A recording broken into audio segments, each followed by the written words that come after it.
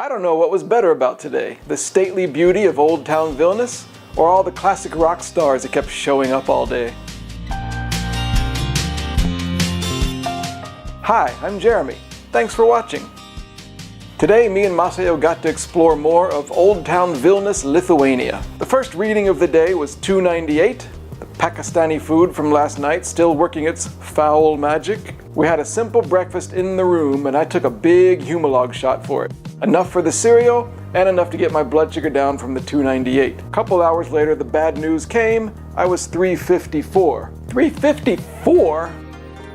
I dutifully took some Humalog, and then I got artsy and took a still life photo of this glass on the windowsill of our room as a wistful comment on the inertness of having so many high blood sugars.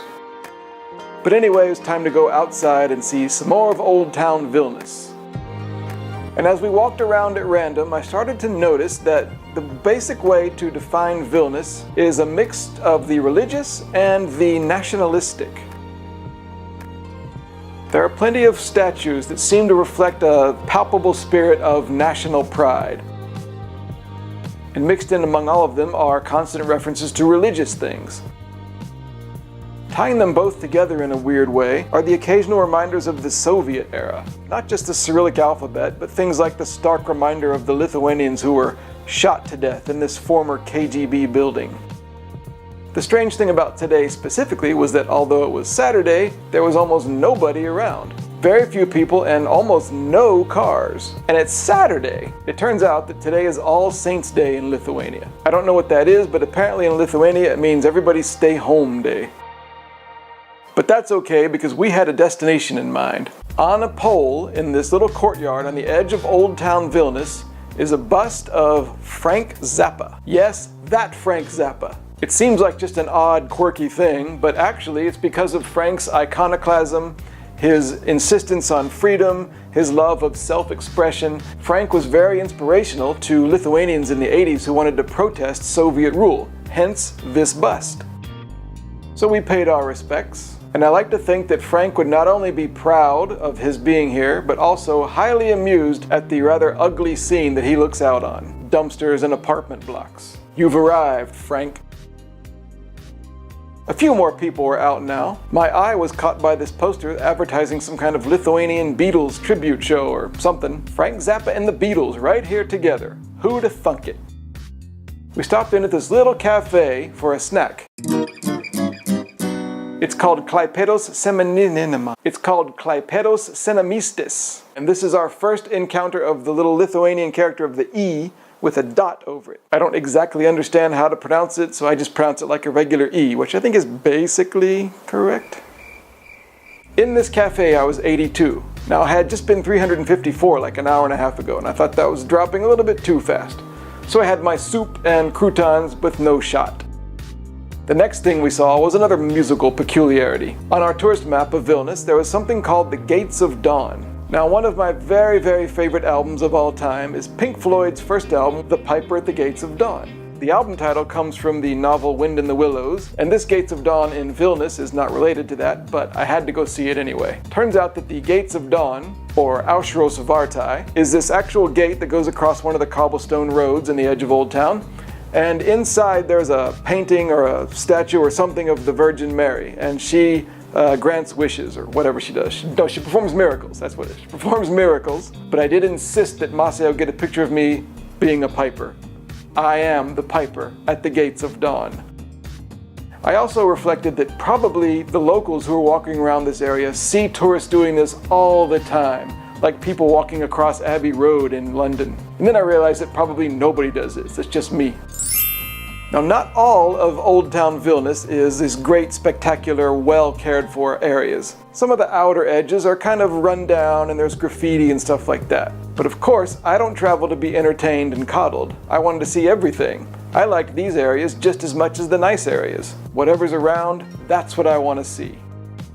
Our next destination was this big tower on a hill right in Old Town called Gediminas Tower. Before walking up the hill, my blood sugar was 115. I still thought that was a bit low, so I had some juice.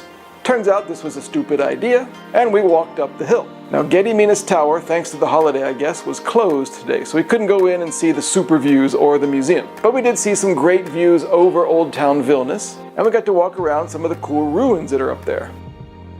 The ruins really spoke to the Lithuanian character for me. They seemed old and irregular and crumbling, but they also seemed very sturdy. It seemed to show like a kind of respect for the past, an acceptance of the natural order of things, natural decay and ebb and flow of things. It was as if they're saying, we're not going to let the past get forgotten, but we're not going to try to whitewash it either. This is what it is.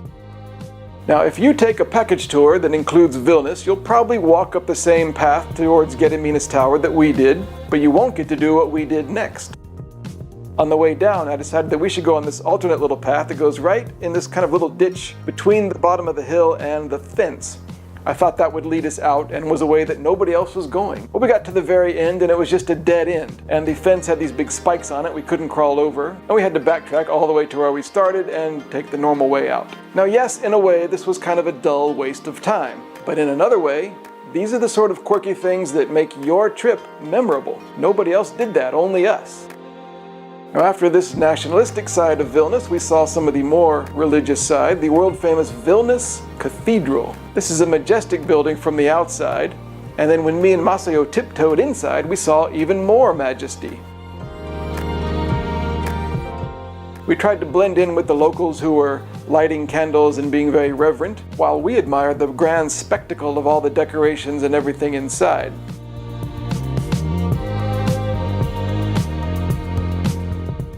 Back in the room, I was 264. Guess I didn't need that juice. Now, the day had begun with Frank Zappa and the reminder of the struggle against the Soviet Union. Well, the day kind of ended that way too. After dark, me and Masayo went back to the Vilnius Cathedral, and in the plaza outside is this one little tile that says Stebukla. Stebukla means miracle in Lithuanian, and this tile commemorates an event in 1989 when 2 million people held hands and formed a human chain from here in Vilnius all the way to Tallinn in Estonia, where we came from. Also nearby is a tile that has these little footprints in it, and I still haven't found any explanation of what this was about. Just something you see when you're traveling and you file it away in your memory as part of the weird landscape. We found a Rimi supermarket and got some lasagnas that we could cook in our kitchenette, kind of a nice change to cook for ourselves, and despite there being nutrition information on the packaging, I was 286 afterwards.